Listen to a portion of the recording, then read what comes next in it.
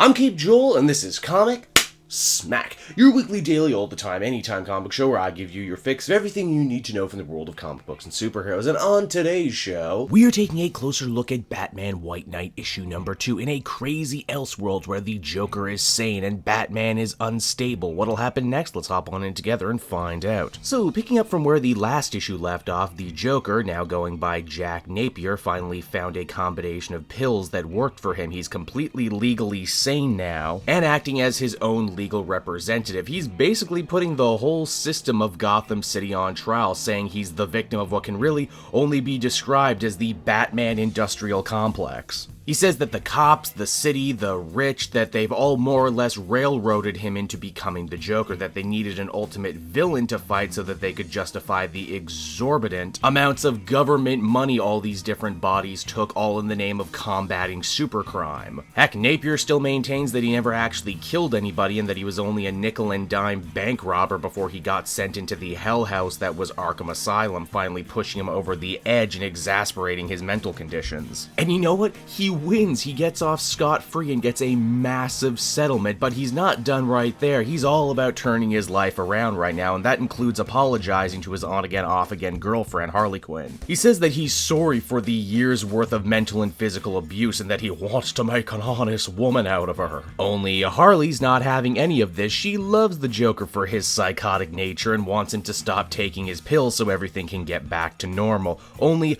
Harley ends up getting defeated by the intervention of Harley, but a different Harley, one dressed as the classic Paul Dini version. Yep, that's right, Batman White Knight splits the difference between Suicide Squad New 52 Harley and original Harley by saying there's two. You see, as the comic goes on to explain, the smart psychiatrist Harleen Quinzel, who fell in love with Jack Napier despite his mental disorders, became disillusioned with her life with the Joker when it became apparent that his obsession meant that he could really only love Batman and never her. Things took a major turn when the Joker had kidnapped Jason Todd in an attempt to get Batman's attention. Fearing for the boy's life, Harley decided to turn on the Joker and go to the cops and Batman, but by the time the good guys arrived, Jason was nowhere to be found. In fact, not even the Joker is sure that he killed him. Harley used this opportunity to back out of the Joker's life, and because he's such a self-censored narcissist, he had no idea that some fangirl had just slipped into her place for all this time. Harley is back now, believes in the Joker's change, and thinks that he can actually do better, that he can save the rest of the city from Batman's stranglehold. And oh yeah, speaking of Batman, he's in this comic too. He's hired Mr. Freeze to try and cure the McGregor syndrome that is threatening the life of Alfred. But before he'll do that, Mr. Freeze of course wants to save his wife Nora, who is racked with the very same disease. He does make some pretty major breakthroughs, managing to reverse his own Sub-Zero condition. Of course, doing so also means he ages about 50 years in 5 minutes. I mean, you know, it's not all bad. I mean, now you can get the early bird special, those squishy toilet seats, those mats that stop you from falling in the shower. All of this science stuff basically means Batman has been out of the news loop and only catches up on what's going on with the Joker and Harley, who have become a brand new power couple campaigning for literacy in low-income areas, while attending a fancy one-percenter party with all of his rich friends like Veronica Vreeland. It's here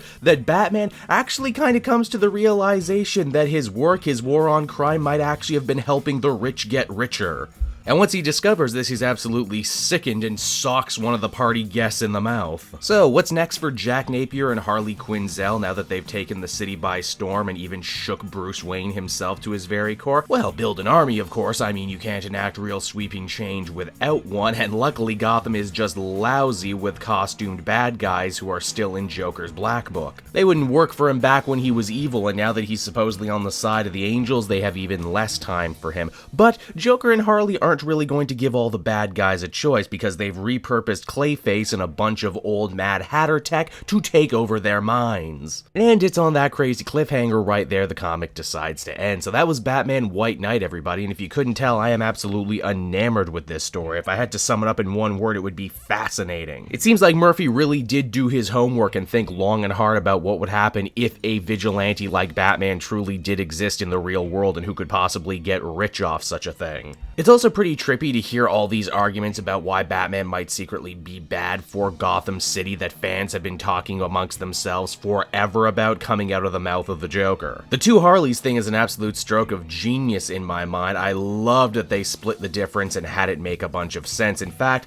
Harley becomes really interesting when we stop and consider that a woman dressed like her is the one that leaked the footage of Joker getting beaten up by the cops and Batman in the first place. Then there's about a dozen other red herrings that leave me wanting more, like a missing Jason Todd and Mr. Freeze talking about Nazi science and knowing Bruce Wayne's father. All that in and of itself would have made this issue a must-read, but what really puts it over the top is a bunch of visual cues and references to Batman the animated series. Like that the world this Elseworlds might take place in is just a darker, twisted version of that. Overall, I love this one to death, from the story to the art to the character beats. This is what good Elseworlding is all about. I would give this one a 9.5 out of 10, and I cannot wait for issue 3. So that's Batman, everybody. I hope you enjoyed it, and as always, why not check out some of these other videos I have available from the channel. Then you can follow me on social media at Cape Joel. And if you're not looking to pay a cent on shipping and handling for your next comic book trade, then please head on down into this description and use my book depository link. It's my favorite place to buy comics, and any comic you buy through them goes to support me in the channel, so it would be much appreciated.